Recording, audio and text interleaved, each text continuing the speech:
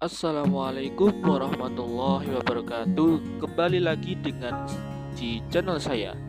Terima kasih sudah mau menonton. Di sini saya akan memperkenalkan diri. Nama saya adalah Ahmad Syafi'i. Saya merupakan mahasiswa IAIN Kudus, Fakultas Tarbiyah, kelas IPSC semester 4, Prodi Ilmu Pengetahuan Sosial. Nah, sebelum itu, saya di sini akan menjelaskan mengenai mata kuliah Ilmu Perpetaan atau Kartografi yang diampu oleh dosen Ibu Nur Fatmawati MPD. Nah, pada kesempatan ini saya akan menjelaskan tentang komponen peta. Nah, supaya lebih paham, mari kita simak video ini. Pengertian peta. Nah, sebelum kita mengetahui komponen-komponen kita sebaiknya mengetahui apa itu peta. Pasti kalian belum tahu kan peta? Menurut Erwin Reich tahun 1952, peta adalah gambaran konvensional permukaan bumi yang dibagi kecil dengan berbagai kenampakan dan ditambah tulisan-tulisan sebagai tanda pengenal. Sedangkan menurut International Cartographic Association mendefinisikan peta sebagai suatu gambaran atau representasi unsur kenampakan abstrak permukaan bumi dan benda-benda angkasa. Nah, pasti kalian ditanyakan kenapa ICA ini mendefinisikan sampai ke karena perkembangan ilmu pengetahuan dan teknologi dan sains telah membentang sayapnya hingga ke luar negeri. Contoh satelit. Komponen peta. Apa saja sih komponen peta itu? Komponen-komponen peta sebenarnya ada 7 macam. Yang pertama adalah judul peta, orientasi peta,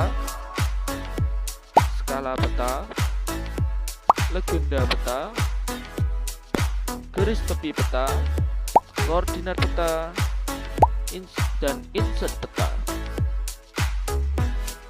Komponen peta di sini merupakan satu kesatuan utuh.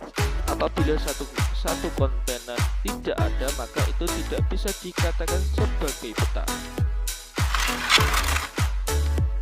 Judul peta. Komponen utama pada suatu peta memuat informasi tentang tema peta, lokasi atau daerah yang dipetakan. Biasanya, judul peta dibuat berdasarkan lokasi pulau dan daerah tertentu. Seperti contoh, peta Pulau Sumatera. Kemudian, cara pembuatan judul peta diletakkan pada bagian atas dan tengah. Ditulis dengan huruf kapital, tegak dan jenis font standar. Dibuat 1-3 baris dan jangan sampai lebih dari 4 baris. Orientasi peta.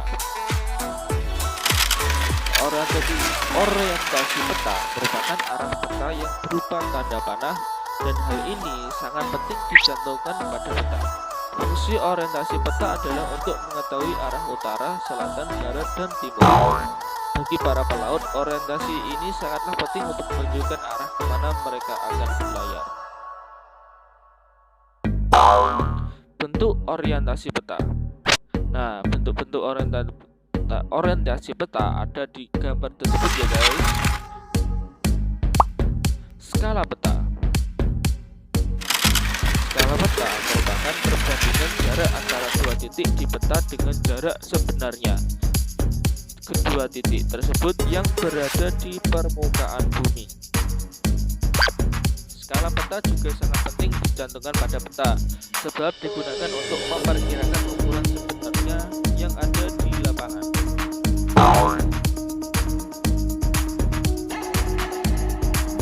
Sebagai contoh, 1 cm di peta sama dengan 1 km di lapangan. Ada 2 jenis skala peta. Yang pertama adalah skala garis dan yang kedua adalah skala peta.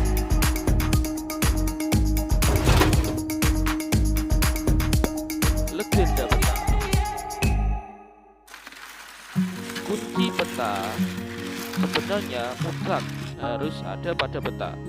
Legenda berisi informasi yang berupa simbol. Nah, simbol di sini menunjukkan status benda tersebut. Jadi, itulah mengapa legenda peta disebut ketujuh. Nah, agar pembaca peta lebih mudah legenda peta ditulis seurut mungkin, seperti pada model A dan model B. Kemudian ada juga simbol peta tersebut, dan juga ada yang seperti itu dan juga ada yang seperti itu ya guys. Garis tepi peta. Garis tepi peta atau peta merupakan garis yang membatasi informasi peta tematik. Jadi semua komponen peta berada di dalam garis. Garis tepi peta terdiri dari 4 garis yang berhubungan pada ujungnya dan membentuk siku-siku 90 derajat sehingga membentuk bangun segi 4. Tebal garis diatur sesuai dengan ukuran peta yang dibuat. Jika pembuatan peta ukuran kertas A4, tebal garis dalam sekitar 0,50 mm dan tebal garis luar sekitar 1,5 mm. Contoh tampilan garis tepi peta.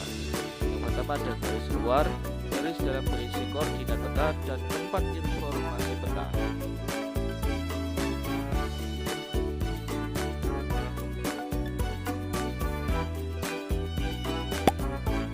Pada intinya, membuat garis tepi peta mengikuti aturan model layout pada peta apabila landscape atau potret. Nah, koordinat peta. Koordinat peta adalah sebutan dari garis astronomis, garis yang menunjukkan koordinat garis lintang dan garis bujur. Garis bujur merupakan garis khayal yang vertikal yang menghubungkan titik kutub utara dan kutub selatan. Garis lintang adalah garis khayal yang melintang di atas permukaan bumi dari arah barat ke timur sejajar dengan garis khatulistiwa, yang mana lintang dari 0 derajat. Fungsi koordinat peta ini adalah untuk menunjukkan lokasi peta dengan lapangan yang sebenarnya secara akurat. Jadi, ketika kita menuju tempat tersebut menggunakan peta, kita akan sampai tujuan. Nah, untuk menempatkan koordinat ini berada pada garis tepi peta bagian dalam dengan ketebalan kira-kira sekitar 0,5 mm. Nah, contoh tampilan garis di bumi. Bisa dikatakan garis tersebut dimulai dari poros bumi hingga ke poros bumi yang selanjutnya atau kutub utara dan kutub selatan. Nah, selanjutnya adalah contoh koordinat peta seperti pada peta Jawa Tengah yang berisi ada garis yang berbentuk segi 4. Inset peta. Inset peta adalah peta yang berukuran kecil yang disisipkan pada peta utama. Ada 2 jenis inset peta, yaitu inset perbesaran peta dan inset lokasi wilayah. Contoh inset peta yang digaris merah merupakan inset peta jenis perbesaran. Jenis perbesaran digunakan biasanya yang kita ketahui ada di atlas. Ya, seperti contoh berikut ya guys. Inset lokasi wilayah biasa digunakan pada peta tematik. Lokasi ini kegunaannya untuk menjelaskan lokasi suatu daerah pada cakupan wilayah yang cukup besar. Jadi, pada intinya inset ini menampilkan lokasi wilayah pada peta dengan tampilan yang lebih luas. Wilayah yang kita buat akan menjadi arsiran dan menjadi lokasi peta tersebut. Nah, contohnya seperti pada gambar berikut. Oke, terima kasih untuk penonton yang sudah menyimak video ini sampai habis.